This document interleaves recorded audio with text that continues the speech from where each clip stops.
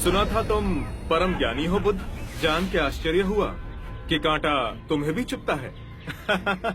अब तो गली गली ये बात ना उठेगी कि तुम तो कोई पहुंचे हुए महात्मा हो। ये कांटे हमने बिछाए हैं। इस गांव में तुम्हारा स्वागत नहीं।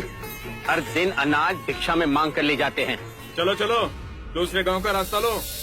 मेरा आप लोगों से अनुरोध है कि मुझे अपने गांव में भिक्षाटन करने दें।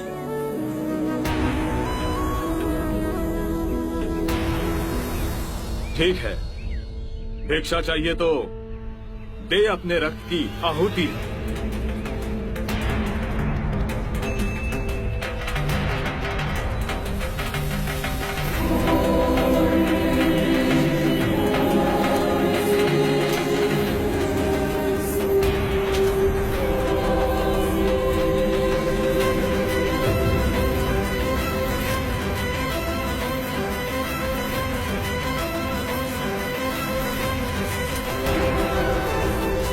सुमित, रास्ता बुहारा तो इस गांव से तेरा दाना पानी उड़ जाएगा।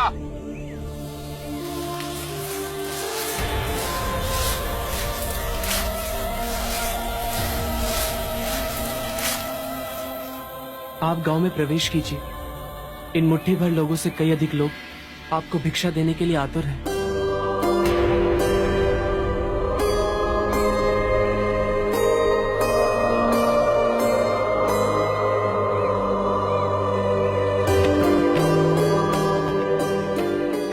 आप मुझे ना छोड़ो। हाँ, नहीं तो मेरी छाया भी पड़ी, आप दूषित हो जाएंगे। क्यों दूषित हो जाऊंगा मैं? तुम भी हम सभी की तरह मनुष्य ही हो, और एक मनुष्य का स्पर्श दूसरे मनुष्य को कैसे दूषित कर सकता है? केवल लालच, घृणा, मोह, तृष्णा हम ही मनुष्य को दूषित करते हैं। और तुम जैसा मनुष्य जिसमें इतना प्यार भरा हो, वो केवल दूसरों को सुख ही दे सकता है, दुख नहीं। कैसे महात्मा हो तुम? तुम्हें तो जाति वर्ण का ज्ञान भी नहीं है। चोला पहने कोई सन्यासी नहीं होता। अरे पाखंडी हो तुम, पाखंडी। जो मानव से उसकी मानवता को छीनता है, पाखंडी वो होता है। यदि मुझे पाखंडी कहे आप सभी को संतोष मिलता है तो ये उचित है, परंतु इस मनुष्य में भी हमारी तरह प्राण बसे। इसे नीचा कहे, इसका तिरस्कार करना सबसे बड़ा पाखंड है। यदि जानते नहीं हो तो मैं बता दूं, ये धर्मशास्त्र है। पाखंड कैसे हुआ? जिस मिट्टी से सारी मानवता का सृजन हुआ, उसी से इसका भी हुआ। मानव और मानव में भेद कर आप सृजनकर्ता पर कीचड़ उछाल रहे हैं। यदि हम आकाश में कीचड़ उछालेंगे तो आकाश तो ऊंचा ही रहेगा, परंतु कीचड़ वापस हमारे ऊपर ही गिरेगा। आकाश ने तो भेद नहीं किया, वो हम सभी को एक पिता समान ढके हुए है। ये धरती धान उपजती है, इसने हमारे साथ भेदभाव नहीं किया। ये हवा हम सभी के लिए समान बहती है। पानी हर प्यासे की तृष्णा को बुझाता है। जब प्रकृति भेदभाव नहीं करती तो हम मनुष्य में भेदभाव क्यों करते हैं? यदि ऐसा है तो इससे संघ में भिक्षु क्यों नहीं बनाते? बहुत अच्छा सुझाव दिया आपने। सुनीत, क्या तुम भिक्षु बनना चाहोगे?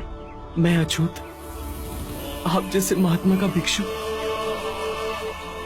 मैं इस योग्य नहीं हूँ।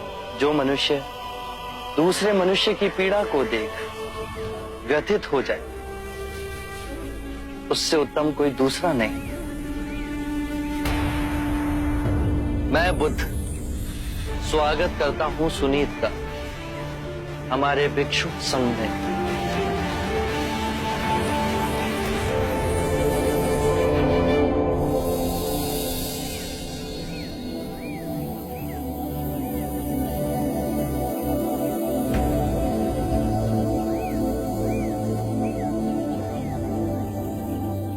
सारा जीवन किसी ने दया के दो शब्द ना कहे मुझसे, और आज इतनी करुणा बरसी है।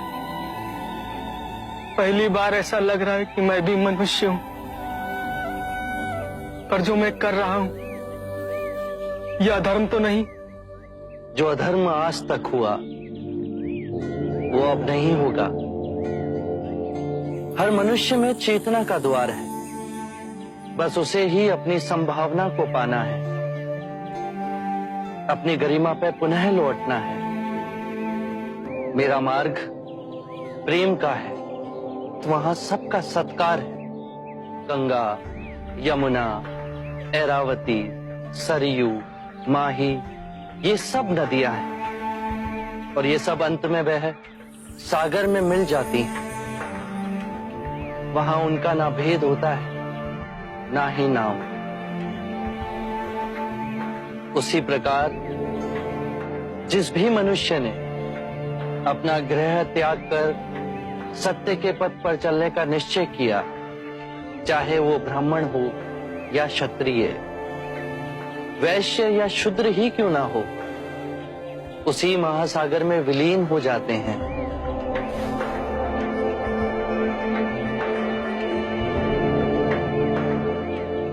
हर मनुष्य के अश्रुओं में नमक होता है,